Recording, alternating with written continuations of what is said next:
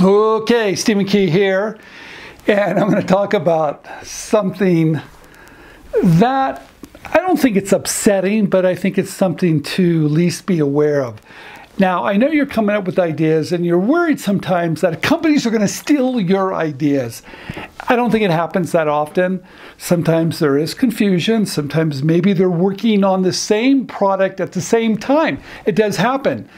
Do companies out there just are waiting to steal ideas? I don't think so, especially today with social media. Okay, but you're going to love this story because something happened to me that I learned a big lesson, and I'm going to teach you exactly how to avoid the situation that happened to me.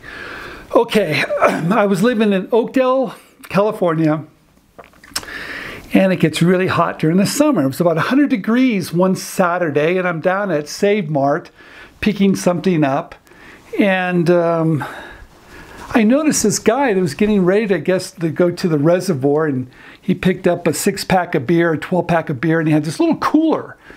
And in the cooler, he had a bunch of other stuff, maybe sandwiches, who knows what he's in there. And he's trying to pack all this beer along with everything else that's in there, with all the ice. He's trying to put it all in this little cooler.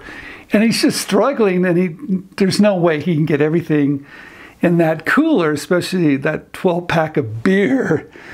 So I'm watching this, and I'm thinking to myself, aha, why doesn't anybody come up with a package that allows you to open it up? You buy your beer, buy your soda, it doesn't matter. You open it up, you put the ice in, you close it back up. It seemed like such a simple idea. Why hasn't anybody figured that out? And I went back, and I was pretty excited about it. Went back to my office, and I had James, that's been working with me for over 21 years, start to build this prototype, and I called it Ice and Go. That you'd buy your beverage, you'd open it up, put the ice in, and you would go. Ice and go. I love this concept. So we built some prototypes, and the way that it was going to work from a technical standpoint, because why wouldn't the ice just leak out of the bottom?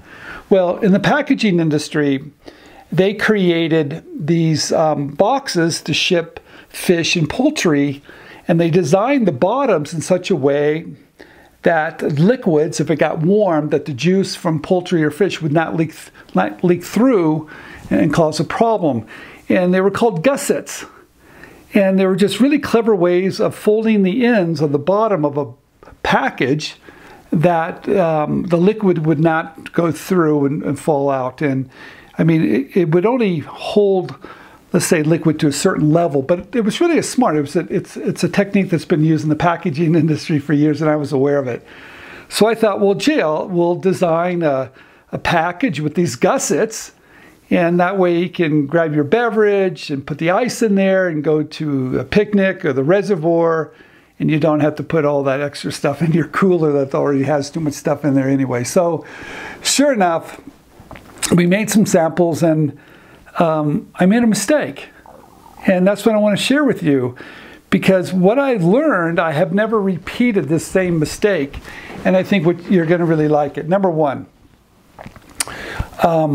I built a prototype, reached out to this company, and it was a supplier of the packaging to really big companies. And I'm not going to name the company, that wouldn't be fair, but you could figure it out if you do a little bit of searching. But anyway, I built this this prototype. I called this company, and they were the supplier to Coors, which is of course, a big beer company. And I sent it to this guy, and I got a hold of him, and I sent him my prototype, and I talked to him, and he thought, this is really a great idea. No kidding, I thought so too. So, and I thought, since he was supplier to Coors and maybe some other beer companies, that it would be the perfect person to send it to. And that was my mistake. So I sent it to him, and I didn't hear anything back for a while. We talked a few times, but it went pretty quiet. And I do a lot of traveling, so I didn't really think about it. Months later now, right, I'm in Dallas, and I'm on a trip, and I rent a car, and I pull up to this fast, a 7-Eleven. I think it was 7-Eleven. I pull up, and I see this poster. And it was like Ice and Go, although maybe they had a different name. But it was the same concept from Coors about open the package, put it in there, and you put the ice in there, and you're ready to go. There's my idea. I couldn't believe it. And the same company, it was from Coors, and the same company that supplies all the packaging to Coors, I'm guessing, liked that idea and showed it to Coors. Anyway, James, you're going to show the samples up there. It looks pretty much like the same thing. I think they called it something different. I think they call it the cooler box. I called it Ice and Go. It doesn't matter.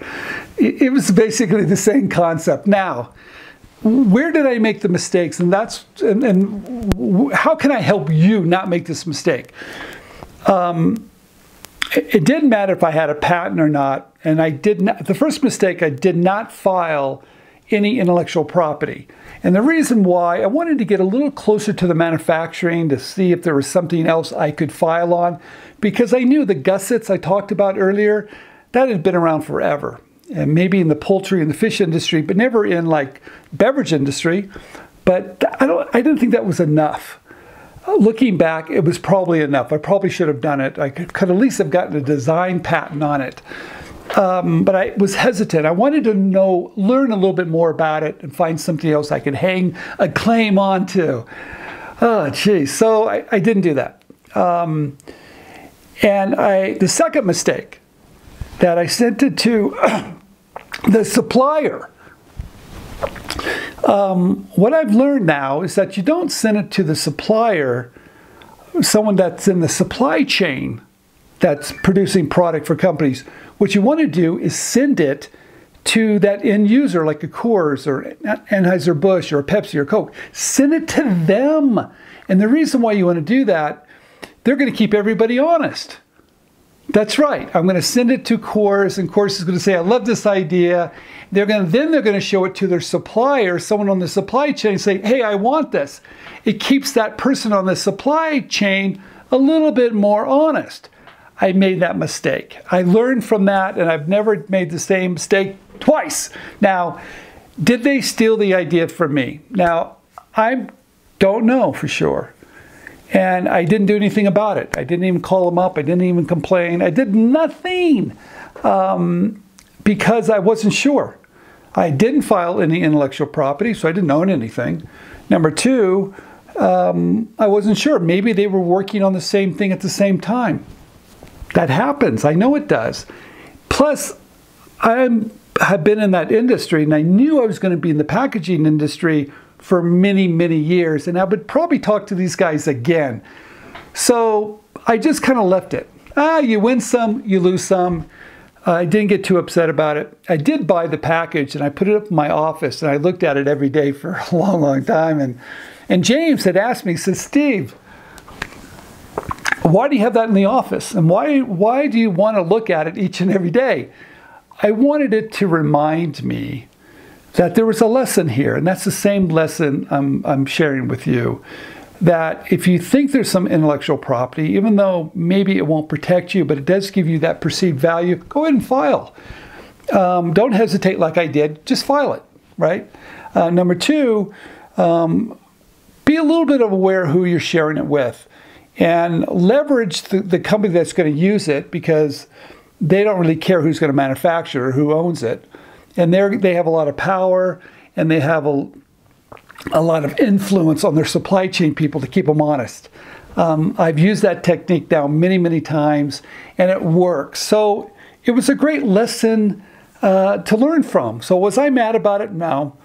Was I happy that I learned a lot from it? Yes, because I've used that same technique now through my whole career in the package industry. I didn't poke anybody in the eye. I didn't call my lawyers. I didn't go crazy. I just learned from each and every mistake I've made. And that's why I'm going to share with you all the mistakes I've made so you don't make them. This is Stephen Key. Thank you for watching. And until next time, we'll see you.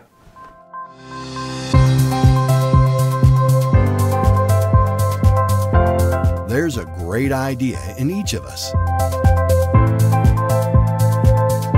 But it's truly magical to see it come to life. sharing your creativity with the world has never been easier. We can help.